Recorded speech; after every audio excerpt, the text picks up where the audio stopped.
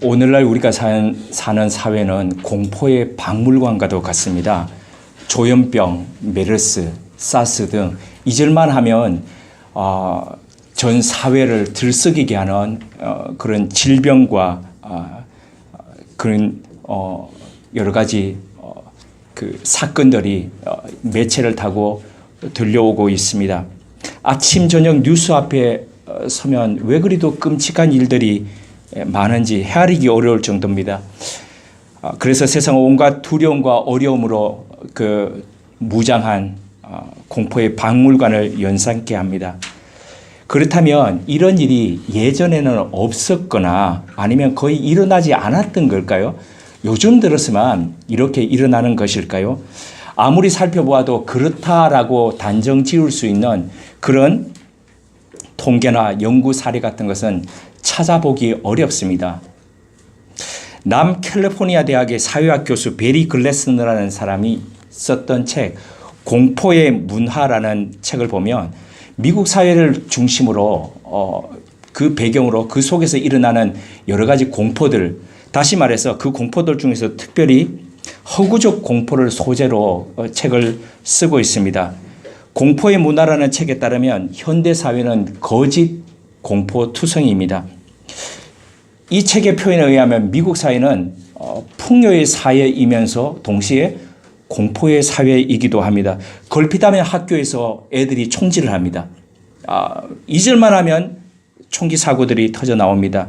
마약에 찌든 중독자들, 이들이 벌이는 범죄와 테러, 이런 것들은 이 속에서 사람들이 당연하게 받아들이는 그 공포의 뉴스들을 글래스너 교수는 하나하나씩 따져보면서 이것이 진짜 공포인가 아닌가를 검증해 가고 있습니다. 일례로 1998년도에 LA 타임즈가 도로상에서 운전자들끼리 싸우는 이른바 도로 분노의 그 살벌함에 대해서 묘사했습니다. 우리 사회에서 요즘 말하고 있는 어떤 겁니까? 보복운전 같은 것입니다. 그래서 수백만 명의 사람들이 그 도로상에서 그 사람들끼리 일어나는 그 도로 분쟁에 의해 가지고 그 차에서 우리와 달리 뭐가 있습니까? 우리는 기껏해야 뭘 꺼냅니까? 뭐 야구방망이 이런 거 꺼내는데 이 사람들은 권총을 꺼내고 막 이렇게 소총 꺼내고 이래서 서로 총격전을 벌이는 것, 이것으로 인해서 수백만 명이 차를 거꾸로 돌려가지고 도주하고 하는 이 도망하고 하는 이런 일들이 일어난다라고 보도했습니다. 그런데 문제의 그 LA 타임즈가 보도했던 북서태평양 지대에서 일어나는 도로 분노의 그 사건을 조사를 해보니까 이런 사건들로 인해서 1년에 죽는 사람이 단 한 명에 불과하다는 그런 통계를 발견했습니다. 그래서 글래스너 교수는 근거 없는 이런 공포를 조장함으로써 이득을 얻는 3대 세력이 있다라고 얘기합니다. 이것을 공포 행상이라고 명명하면서 한번 생각해 보십시오. 누가 이 사회에 공포를 조장함으로써 이득을 얻겠습니까? 정치 세력들, 또요 기업, 또 하나는요 미디어 매체. 요 세 개를 공포 3대 행상이라고 그렇게 명명을 했습니다. 정치인에게 공포는 곧 표입니다. 범죄와 마약에 대한 사회 불안이 높을수록 강력한 조치를 공약을 하게 되면 쉽게 표를 얻습니다. 소수민족과 유색인종에 대한 공포를 선동하면 어떻습니까? 쉽게 편견에 빠져 있는 백이 중산층들의 표를 얻습니다. 그래서 현재의 대통령이, 미국 대통령이 그래서 대통령이 됐던 거 아닙니까? 과장된 공포를 자아내서 보험 상품을 팝니다. 범죄에 대한 공포를 확산시킴으로써 보안 업체들이 점점점 고객을 확보해 갑니다. 새롭고 강력한 공포를 선전함으로써 판매 부수와 시청률을 높이던 미디어는 말할 나위였습니다. 이른바 공포 마케팅입니다. 그래서 이 글래스너 교수는 막대한 손실을 감수하지 않기 위해서 우리는 그렇게 그것이 싫다면은 이 공포 행상들이 지어내는 거짓 위험들을 식별하고 그리고 거짓 공포에 맞서야 한다라고 이야기합니다. 공포 행상이 주요하게 써먹는 테크닉들이 있다고 합니다. 반복적으로 반복적으로 사용하는데도 반복적으로 뭡니까? 반복적으로 사용하는 이유가 뭐겠습니까? 먹혀들기 때문입니다. 그래서 그들의 패턴이 있는데 그 패턴을 잘 볼 필요가 있다고 얘기합니다. 그것은 과학적 증거 대신에 애처로운 일화를 동원합니다. 개별적인 사건을 시대적 사건의 추이라고 확대 포장합니다. 그리고 어떤 부류의 인간들을 날 때부터 그렇게 범죄를 조장할 수밖에 없는 그런 사람이라고 그렇게 포장을 해갑니다. 또한 권위적인 전문가인 척하면서 나오는 사람들의 말을 인용합니다. 그래서 터무니없는 공포일수록 그 뒷부분을 백업해 줄 수 있는 그런 전문가들이 나와서 이러쿵저러쿵 그 이론들을 쭉 얘기하고 조사 연구 결과에 대해서 내세웁니다. 그런데 그들을 가만히 보면 검증되지 않은 삼류 학자들 뿐만 아니라 그들의 연구 방식은 학계에서 통용되지 않는 그런 방식들을 내세우고 있습니다. 이렇게 말씀드리니까 뭔가 좀 우리하고 비슷한 것 같지 않습니까? 무슨 이슈가 되는 사건이 나면 종편에 전문가라고 하는 사람들이 나타나서 막 진단하고 해결책을 얘기하는데 그 사람들을 보면 주류가 아닙니다. 그리고 여기다가 보통 사람들의 목소리를 동원해서 대중의 공감을 자아냅니다. 그래서 이게 내 주변에서도 일어나고 있는 일이구나라고 사람들이 다가오게 그렇게 공포를 심화시킵니다. 선별적 통계를 사용해서 통계 수치를 비틀어 가지고 극적 효과를 나타내도록 합니다. 마치 마술사가 왜 이런 거 있지 않습니까? 여기에 동전 넣어놓고 컵 몇 개 가지고 막 이렇게 하는데 어디 이러고 얘기하면 여기 그러면 하면 없지 않습니까? 여기 그러면 없지 않습니까? 근데 엉뚱한 데 보면 있거나 아니면 다른 사람의 손에 있거나 이러지 않습니까? 근데 이렇게 움직이는 동안에 뭡니까? 사람들 눈을 여기에 현혹하면서 엉뚱한 것으로 보내는 이런 것을 마술사의 이 기법을 미스디렉션이라고 그러더라고요. 그래서 이런 법들을 이들이 채택한다는 거죠. 이러한 왜곡과 조작 사태는 우리나라에서 벌어지는 여러 파동과 참 닮아 있습니다. 일례로 먹거리를 고발하는 시사 프로그램이 있었습니다. 기억나시죠? 네. 요즘은 이름만 말해도 이렇게 이렇게 걸린다든 그러더라고요. 네. 그 담당 PD가 있었습니다. 그러니까 공공의 이익에 의해서 한다고 하지만은 네. 고발의 취지를 보면 참 좋아 보입니다. 그런데 이들은 결론을 이미 내놓고 과정을 짜맞추게 하는 식으로 가끔씩 그렇게 프로그램을 편성했습니다. 황토팩 관련 사업을 하는 여배우가 있었습니다. 굉장히 사업이 잘 나가서 몇천억 그 매출을 얻기도 하고 그렇게 했더랬습니다. 한창 잘 나갈 때에 이 해당 PD가 이것을 방송을 터뜨렸습니다. 그 결과 회사가 부도가 나고 여배우는 합의 이혼을 하게 되고 거기다가 췌장암까지 얻어서 이런 나이에 별세하기에 이르렀습니다. 추후에 중금속은 거기에 없다라고 드러났지만 이미 사업은 망했고 아무도 거기에 대해서 책임지는 사람은 없었습니다.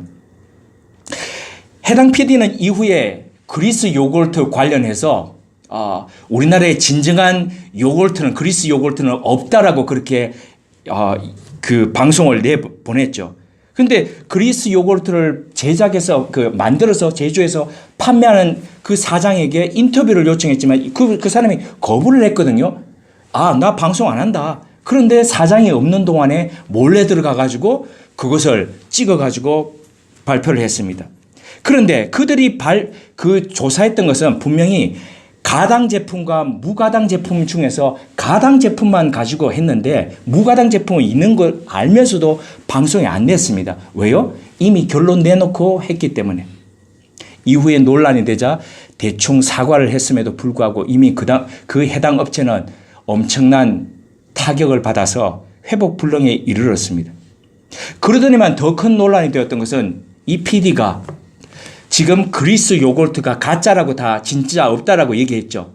그런데 모 회사의 덴마크 요구르트 회사의 CF 모델로 나와서 TV에서 광고를 하기 시작했더랬습니다. 사람들은 이렇게 공공의 이익이라고 얘기하지만 자신의 이익을 위해서 공포를 조장하고 그리고 공포를 확산시켜 오고 있습니다. 본인이 원하는 결과를 위해서 원인을 조작하기도 합니다. 그런데도 불구하고 사람들은 이런 공포에 쉽게 반응을 합니다. 물론 그 공포를 이용해서 이득을 얻는 집단은 두말할 필요가 없습니다. 이렇듯 우리 사회가 공포에 반응하고 공포가 만연한 것은 물론 이런 것들을 통해서 이익을 얻고자 하는 집단이 있지만은 어떤 면에서 음식과 관련해서 우리들이 대중들이 건강에 너무나도 민감하기 때문에 아닐까요? 건강에 대한 끝없는 두려움이 그 밑바닥에 깔려 있기 때문이 아닐까 생각을 해봅니다. 우리는 질병에 대해서 과하게 반응하거나 걸리지도 않는 질병을 미리 걱정하거나 그것도 모자라서 해가 없다라고 얘기했음에도 불구하고 그것을 끝까지 해가 있다라고 그렇게 껴안고 그렇게 살아가기도 합니다. 물론 언론 매체들이 이런 우리의 경향에 불을 지피는 그런 이유에서이기도 합니다. 과장, 왜곡된 정보, 그릇된 통계, 잘못된 편견, 정확하지 않은 근거, 이와 같은 이유로 인해서 대중이라 불리는 우리는 불필요하게 또는 지나치게 모든 것에 대해서 공포와 두려움과 그리고 근심을 안고 살아갑니다. 이처럼 우리는 얼마나 많은 그 권력을 가지고 있는 사람들의 의도에 의해서 바라봐야 될 것을 바라보지 못하고 그들이 조장하는 것 속에서 우리는 놀아나고 있습니다. 오해하고 편견 속에서 지내고 있습니다. 그래서 현대사회 속에서 우리가 올바른 방향을 잡기 위해서 무엇보다도 우리에게 절실히 요구되는 것이 분별력입니다. 분별력을 갖기 위해서 우리는 어떤 권력이 어떤 의도에 의해서 이런 것들을 조장하고 퍼뜨리고 있는지를 알 수 있는 그런 지혜와 지식이 또한 요구됩니다. 두려움이 과장되고 그리고 확산되어서 어떻게 우리 생의 에너지를 다른 곳으로 건강하고 생산적인 곳에 쏟지 못하고 그곳에 함몰되도록 만들어가는지 그래서 누가 거기에서 이득을 얻는지 이런 부분들을 볼 필요가 있다는 겁니다. 오늘 본문 요한복음 16장 5절에서 6절은 제자들의 근심을 바탕으로 하고 있습니다. 하지만 이 제자들의 근심은 외부에 의해서 조작되고 조장되었다기보다는 그들 내부에서 잘못된 정보에 의해서 그들이 가지게 되고 그것을 확산함으로써 그들이 근심 속에 함몰된 그 결과입니다. 5절이 다음과 같이 이렇게 말씀합니다. 지금 내가 나를 보내신 이에게로 가는데 너희 중에 나더러 어디로 가는지 묻는 자가 없고 불과 몇 시간 뒤면 주님은 십자가를 지시기 위해서 체포될 그럴 형편에 놓여 있었습니다. 그런데도 주님의 말씀에 의하면 주님이 어디로 가시는지 묻는 제자가 한 사람도 없었다고 합니다. 정말 주님이 어디로 가는지 묻는 제자가 한 사람도 없었을까요? 팩트 체크해 보겠습니다. 요한복음 13장 36절입니다. 요한복음 13장 36절 우리 한번 찾아보시겠습니다. 요한복음 13장 36절입니다. 함께요. 시몬 베드로가 이르되 주여 어디로 가시나이까? 예수께서 대답하시되 내가 가는 곳에 내가 지금은 따라올 수 없으나 후에는 따라오리라. 자, 다음으로 요한복음 14장 5절입니다. 14장 5절요. 함께요.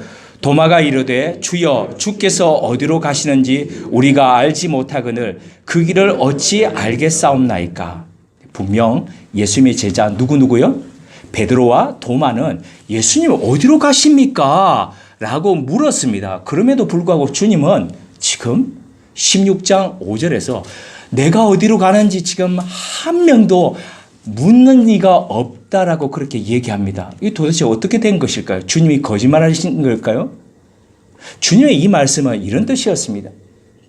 주님이 가시는 그 길은 지금 십자가의 길이라고 얘기했는데 뭡니까? 베드로는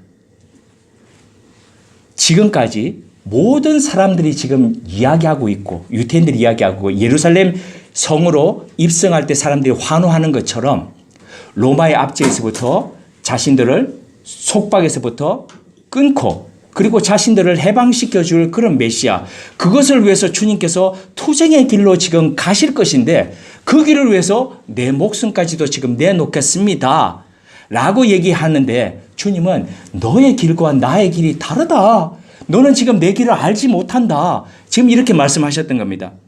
도마가 얘기했던 요한복음 14장 5절에서 어느 길이라고 얘기하는 이 헬라어 호도스라는 단어는 도로, 여행 이런 것들을 의미합니다. 그런데 주님 말씀하시던 그곳은, 가시겠다는 그곳은 바로 하나님의 나라를 의미합니다. 그래서 하나님 나라의 처소를, 너희를 위해서 내가 너희들이 거할 처소를 마련하겠다라고 말씀하셨는데, 그런데 이 도마는 그것이 아니라, 하나님 나라가 아니라 뭡니까? 다른 호도스, 다른 길, 다른 여행의 길. 그래서 우리를 두고 어디로 여행을 떠나려 하십니까? 라고 물었다는 거죠.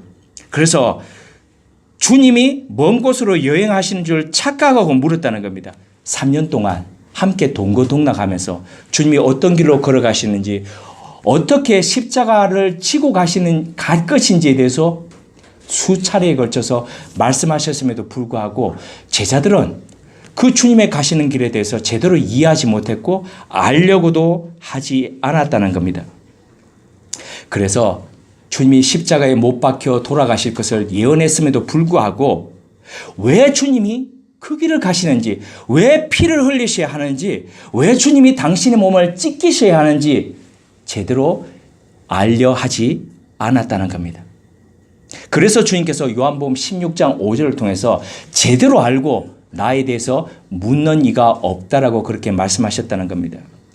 예수님으로부터 제대로 알려 하지 않고 제대로 묻지 않았던 이 제자들은 스스로를 공포 속으로 밀어넣었습니다. 물론 그 공포는 앞서 말씀드렸듯이 왜곡되고 그리고 과장되고 한편으로 잘못된 편견에 의한 그런 공포였습니다. 그것은 말씀드렸듯이 외부로부터 조장되었다기보다는 외부로부터 얻어졌던 그런 자신들의 정보에 의해서 잘못 자신들이 해석했던 결과였습니다. 그들은 스스로가 만든 그 공포에 의해서 근심으로 마음을 가득 채웠습니다. 사람의 가장 근원적이고 그리고 근본적인 불안과 두려움은 죽음에서부터 기인됩니다. 자기 자신의 존재가 소멸된다는 것, 마치 초가 다 그냥 타서 밑에 다 달아가지고 밀랍이 다 없어지면 마지막 심지가 타고 꺼져버리듯이 내 생명이 다하고 그렇게 내 존재가 소멸된다, 없어져 버린다라고 생각하는 그것은 지금까지처럼 한편으로 나이 들기 전에 어릴 때 생각하는 것처럼 죽음이라는 것이 추상적이거나 아니면 형이상학적인 그런 것이 아니라 나의 실존적인 그런 문제로 다가오게 됩니다. 이런 얘기 한번 드렸던 적 있지 않습니까? 세상에 존재했던 수많은 천재들 중에서 어떤 질병을 가진 사람들이 천재 중에서 많았다고 제가 말씀드린 적 기억나십니까? 어떤 질환, 몸의 질환 중에서, 천재 중에서 어떤 질환을 가진 사람이 제일 많았을 것 같습니까? 폐질환이었습니다. 왜 그랬을까요? 다른 것들은 통증을 느끼고 그렇게 살아가지만 폐질환은 어떻습니까? 바로 호흡하고 직결하거든요. 그래서 순간순간 숨 쉬는 것들이 너무너무 힘들고 그러니까 매 순간순간마다 뭡니까? 죽음하고 있다가 있어요. 그래서 그 천재들은 죽음이 형이상학적인 이런 문제가 아니라 바로 자기의 오늘을 살아가는 실존적인 문제와 관계되었기 때문이라는 거죠. 죽음의 문제는 이처럼 어떤 면에서 한 인간 자신을 본인의 실존 앞에 그렇게 세우게 됩니다. 이와 같은 인간의 해결되지 않는 실존의 문제를 해결하기 위해서 주님께서 십자가의 길을 가신다고 했습니다. 그것은 바로 에덴 동산에서 매 순간마다 매일마다 뭡니까? 사람들이 따먹고 영생으로 가도록 했던 뭡니까? 생명나무 실과와 있다 했습니다. 그래서 주님은 바로 내가 그 생명나무 실과인 생명의 빵이다라고 그렇게 말씀하셨던 겁니다. 이 생명의 빵이 되시고 생명의 피가 되시는 예수 그리스도 안에는 죽음이 단순히 죽음으로 끝나는 것이 아니라 뭡니까? 영원한 생명으로 가는 그 시작점이 됩니다. 부활을 향한 출발점이 됩니다. 이 과정을 주님은 잘 알고 계셨기 때문에 근심하고 있던 제자들, 그러니까 이게 죽음으로 끝나는구나, 주님이 죽으시면 우리도 끝나는구나 라고 생각했던 그 제자들을 향해서 요한복음 16장 20절에서 22절을 통해서 이렇게 말씀하셨습니다. 오늘 본문 밖의 말씀인데 우리 같이 한번 읽어보시겠습니다. 요한복음 16장 20절에서 22절입니다. 함께요. 내가 진실로 진실로 너에게 이르노니 너희는 곡하고 애통하겠으나 세상은 기뻐하리라. 너희는 근심하겠으나 너희 근심이 도리어 기쁨이 되리라. 여자가 해산하게 되면 그때가 이르렀으므로 근심하나 아기를 낳으면 세상에 사람 난 기쁨으로 말미암아 그 고통을 다시 기억하지 아니하리라. 지금은 너희가 근심하나 내가 다시 너희를 보리니 너희 마음이 기쁠 것이요 너희 기쁨을 빼앗을 자가 없으리라. 아멘. 근심하는 제자들을 향해서 주님은 너희는 지금 근심하겠으나 이후에는 어떻게 하리라요? 기뻐하리라라고 그렇게 말씀하십니다. 그렇지만 제자들은 이 말씀을 듣고 이게 무슨 말이야? 라고 잘 이해를 하지 못했나 봅니다. 그래서 주님께서 한 가지 비유를 들어서 제자들의 이해를 도우셨습니다. 그것은 바로 해산하는 여인의 고통과 그리고 기쁨에 관한 것이었습니다. 산모가 해산한다는 것은 엄청난 고통, 겪어보지 않아서 모르겠지만 그것은 어머니의 말씀을 빌린다면 이것은 거의 죽음에 이르는 것과 같다고 합니다. 그래서 저희 어머니 말씀하신 게 예전에 그런 말씀을 가끔 하셨습니다. 너 낳고 난 뒤에 내게 건망증이 와서 이런 거 있지 않습니까? 너무너무 고통스러웠다는 겁니다. 그래서 산딸이 가까우면 첫째를 낳았던 그 아픈 기억 때문에 그 고통 속에서 두려워합니다. 그런데 긴장합니다. 그렇지만은 그럼에도 불구하고 아이를 안고 그 낳았던 아이를 고통 가운데서 낳았던 아이를 안고 젖을 먹이면서 그 고통은 잊어버리고 기쁨에서 즐거워하고 그렇게 하셨다는 겁니다. 산모는 아기를 낳을 때에 끔찍했던 고통을 잊고 아이를 안고 그렇게 기뻐합니다. 이처럼 근심이 심각한 근심이 있었지만 그 근심이 오히려 기쁨이 된다는 겁니다. 그 기쁨은 지나갔던 고통이 빼앗을 수 없을 정도의 기쁨이라고 주님은 그렇게 말씀하십니다. 그래서 아이를 낳는 고통이 있지만 아이를 안는 기쁨 가운데서 그 지나갔던 고통은 다 잊어버리듯이 당신이 겪으실 그 십자가의 고난, 십자가의 고통, 이런 것들은 이후에 사람들이 얻게 될 생명, 그리고 당신의 부활을 통해서 사람들이 가지게 될 부활과 비교될 수 없는 기쁨이 된다라고 그렇게 지금 말씀하시는 겁니다. 주님이 말씀하시는 이 기쁨은 기독교가 가지고 있는 역설의 기쁨이기도 합니다. 고난과 십자가를 빼면은 뭡니까? 이 맛을, 이것을 통해서 영원한 기쁨으로 지금 이어진다는 거죠. 그래서 이 말씀을 되돌려서 본다면 이런 뜻이 된다는 거죠. 지금의 고난과 이 아픔, 십자가의 고통, 이런 것들이 제거되면 뭐가 없다는 겁니까? 부활의 기쁨이 없다는 겁니다.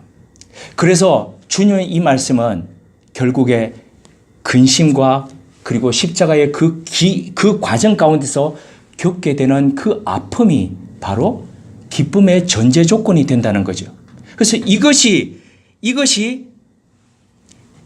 바로 근심의 지난한 아픔을 거치지 않은, 그것이 제거된 그런 고통이라면, 그런 기쁨이라면 참 기쁨에 이를 수 없다는 그런 기독교의 진리가 바로 여기에 들어있다는 겁니다. 그래서 주님은 너희가 지금은 근심하나라고 이렇게 말씀하시는 여기에 너희가 지금은 근심하지만은 미래에는 그 근심 때문에 근심이 도구가 되어서 근심이 과정이 되어서 너희들은 기쁨 가운데 이르게 될 것이다. 그래서 지금 근심하는 것 때문에 그렇게 아파하지 말라라고 그렇게 말씀하시는 겁니다. 이것을 주님은 알고 계셨기 때문에 주님은 너희들이 그렇게 하라라고 말씀하실 뿐만 아니라 주님이 앞서서 십자가의 그 길을 가셨습니다. 그래서 그 골고다 그 십자가의 고통 그 너머에 주님의 부활의 영광이 있다는 것을 주님은 아셨기 때문에 그 과정을 감당하면서 가셨다는 거죠. 2016년도 가을 많은 사람들이 그 찬사를 보내었던 무한도전, 그 무한도전에 저는 즐겨보는 건 아닙니다. 가끔 켜져 있으면 보는 부분인데 직장인들의 이야기를 다루었던 무한상사가 방영이 되었습니다. 무한상사가 보니까 테마가 있더라고요. 그때의 테마는 이거였습니다. 위기의 회사원. 근데 이 위기의 회사원을 시작하면서 앞부분에 이런 멘트로 시작을 했습니다. 직장인들이 회사에서 보내는 연평균 노동시간은 2113시간. 이거 기본 시간 넘어간 거 맞죠? 그죠? 네, 맞습니다. 넘어가도 엄청 넘어간 거 맞습니다. 회사에서 소외감을 느낀다고 말했던 직장인 73%. 내가 돈 버는 기계처럼 느낀 적이 있다라는 질문에 그렇다라고 대답했던 직장인 53%. 삶의 목표가 무엇이냐고 묻는 질문에 대다수의 대답은 행복이었습니다. 이 첫 장면을 보면 행복을 위해서 그렇게 많은 시간을 쏟으면서 연 2113시간이라는 것을 쏟으면서 일하면서도 불구하고 행복을 얻지 못하는 이 직장인들의 모습이 마치 우리들의 모습인 것처럼 그렇게 다가와서 마음이 짠합니다. 왜 행복을 위해서 그 많은 시간을 일하고 왜 그렇게 노력하고 그렇게 참으면서도 불구하고 우리는 행복하지 못하고 근심하면서 그렇게 보내고 있을까요? 우리는 이 질문에 대한 답을 트레나폴리스의 꽃들에게 희망을이라는 책의 한 부분에서 유추해 보게 됩니다. 애벌레가 물었다. 어떻게 하면 나비가 되죠? 날기를 간절히 원하면 돼. 하나의 애벌레로 사는 것을 기꺼이 포기할 만큼 간절하게. 그러면 죽어야 한다는 뜻인가요? 그렇기도 하고 아니기도 하지. 겉모습은 죽은 듯이 보여도 참모습은 여전히 살아있단다. 삶의 모습을 바꾸지만 목숨이 없어지는 것은 아니야. 나비가 되어보지도 못하고 죽는 애벌레들하고는 다르단다. 번데기에서 나비로 바뀌는 것을 일컬어서 변태라고 그럽니다. 우리가 말하는 에이 변태 이거하고 단어는 같지만 어떤 면에서 그런 의미는 아닌 거죠. 네, 완전히 바뀌어지가는 이 모습 속에서 애벌레는 엄청난 고통을 겪습니다. 물컹물컹한 그 껍질 속에서 그것이 딱딱하게 굳어져 가면서 바늘만한 구멍을 내고 그 구멍을 통해서 온 몸짓을 다하면서 그 안에서 그 갇혀진 속에서 몸부림을 치면서 그 좁은 구멍 사이로 빠져나옵니다. 그런데 어떤 사람이 이 꽃들의 희망을 보면 그런 얘기 있지 않습니까? 어떤 사람이 가위를 가지고 그것을 구멍을 착 잘라서 자 나와라라고 선의를 베풀면 어떻게 됩니까? 나비는 평생 나오기는 나오는데 평생을 날지 못하고 그냥 땅을 기어다니다가 그냥 죽는 그런 나비 아닌 나비가 된다는 거죠. 거세당한 고통과 근심으로 인해서 힘없이 바닥에서 뒹굴다 그냥 그렇게 사라져 간다는 겁니다. 나비가 그 작은 구멍을 통해서 몸부림치고 빠져나오고 애쓰는 그 가운데서 온몸의 액체가 날개로 그냥 뻗어 나갑니다. 그렇게 단련되고 훈련된 날개를 통해서 그는 창공을 나르는 나비가 된다는 겁니다. 고통의 시간은 길지만 아름다운 비행을 꿈꾸며 때로 밤을 새우면서 근심하고 이를 악물고 인내하는 나비의 길이 우리의 길과 있지 않습니까? 그 길이 싫어서 행여 그 고통이 버겁다고 회피하면 그 많은 시간을 행복을 위해서 바치지만 정작 행복을 얻지도 행복을 구하지도 그렇게 못하면서 사는 것 아닐까요?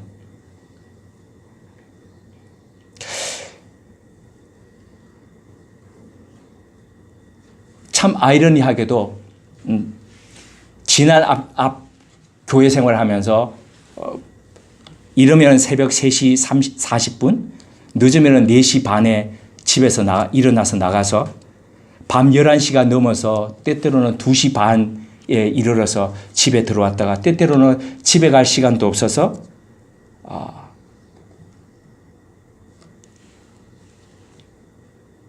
교회 주차장 앞에 차를 세우고 쪼그리고 있다가 새벽기도 들어가고 이런 생활들을 하면서 참 아이러니하게도 제가 물었던 질문이 바로 그거였습니까? 나는 행복한가?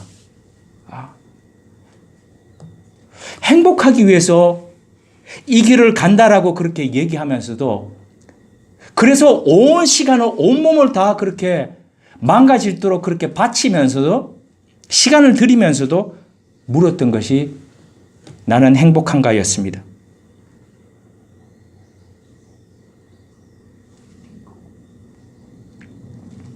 무엇을 위해서 그 시간을 바치고 지난 시간 돌아보면 무엇을 위해서 그렇게 살았는가? 그 가운데서 정말 해야 될 고민과 근심은 하지 않고 그냥 시간만 그렇게 내가 드리고 있다. 시간만 내가 여기에 바치고 있다는 것으로 생각하면서 내가 진리의 길에 서 있고 내가 진리를 살아가고 진리를 전하고 있다라고 그렇게 착각하면서 그렇게 살아갔던 것. 그래서 진짜 해야 될 근심과 진짜 해야 될 고민은 다 거세당하고 거세해버리고 그냥 그렇게 살아갔던 삶이 아닌가 생각해 봅니다. 사도 바울은 빌립보서 4장 6절을 통해서 아무것도 염려하지 말라고 했습니다. 솔로몬은 잠언 15장 13절을 통해서 마음의 근심은 심령을 상하게 한다라고 그렇게 얘기했습니다. 그래서 근심을 경계했습니다. 그런데 성경은 이와 다르게 근심의 유용성에 대해서 이야기하고 있습니다. 그 근심의 유용성은 하나님의 뜻대로 하는 근심이라고 그렇게 이야기하고 있습니다. 그래서 이 근심은 필요한 근심이라고 그렇게 말하고 있습니다. 이러한 근심은 신령한 근심으로서 하나님에 의한 근심인데 성경 번역 성경 중에서 모펫 새 번역이라는 New Translation이라는 영어 성경이 있습니다. 근데 이 성경에 보면 이러한 근심을 이렇게 번역하고 있습니다. 하나님이 허락하신 고통. 이 근심은 하나님의 나라를 얻기 위한 근심입니다. 하나님의 영에 의해서 근심하기 때문에 회개하는 것입니다. 그래서 구원에 이르게 하는 그런 근심이 됩니다. 하나님의 영이 그 근심을 통해서 우리 속에 거하시면서 근본적이고도 피상적으로 살아가는 것이 아니라 피상적인 속에서 보이는 것이 아니라 근본적으로 내가 무엇에 대해서 근심하고 있고 내가 무엇을 추구하고 있고 무엇에 내가 아파하고 무엇에 내가 몸부림치고 있는지를 보게 하십니다.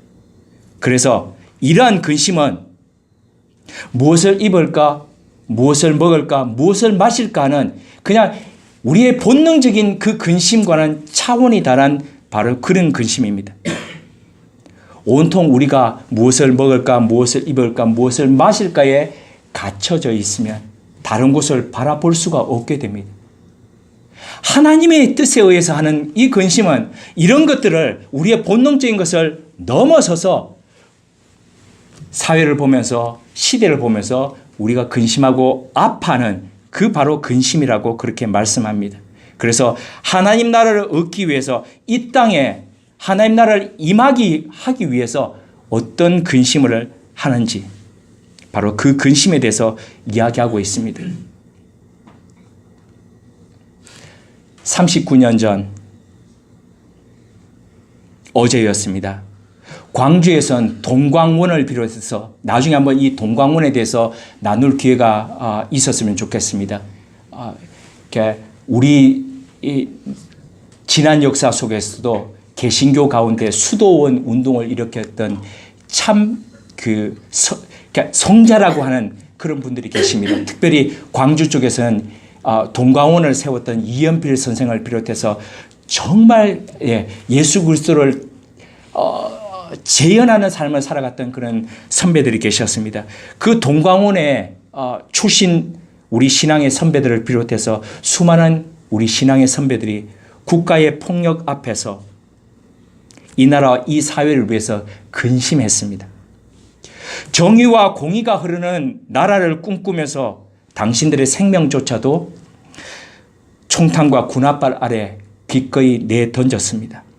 그 결과 광주 5.18은 이 땅 민주화의 나침판이 되어서 나라가 혼란스러울 때마다 갈 길을 잡지 못할 때마다 어느 길로 가야 될지 어느 쪽으로 향해야 될지를 우리에게 알려줬습니다. 그 나침판은 바로 몇 년 전 광화문 가운데서 이 나라가 어떤 방향으로 가야 될지 그 수많은 사람들이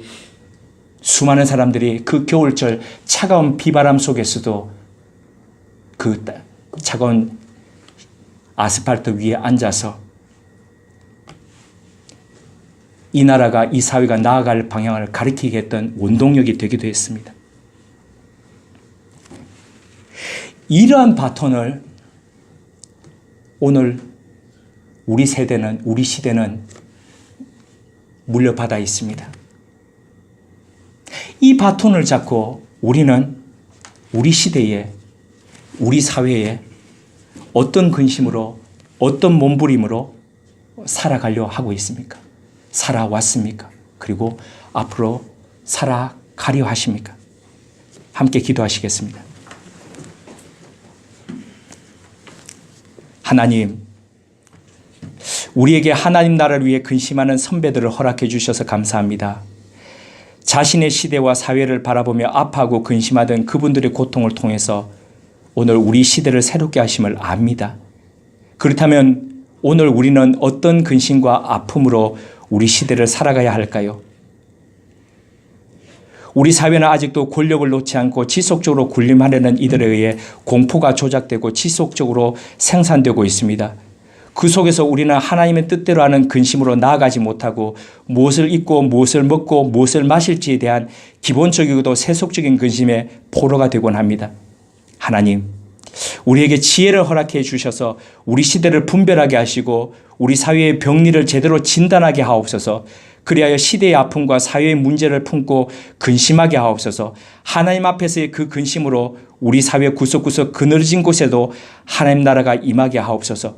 39년 전 이 땅의 정의와 공의를 위해 근심의 제물로 가족을 바치고 아직도 그리움과 슬픔으로 또 극우 세력의 오해로 아파하는 5.18 유가족들을 위로해 주십시오. 하나님 평화가 그분들에게 임하게 하시고 우리들은 빚진 마음으로 우리 시대를 위해 근심의 제물 되게 하옵소서. 우리의 근심을 영원한 기쁨으로 만들어 주실 예수님의 이름으로 기도드립니다. 아멘.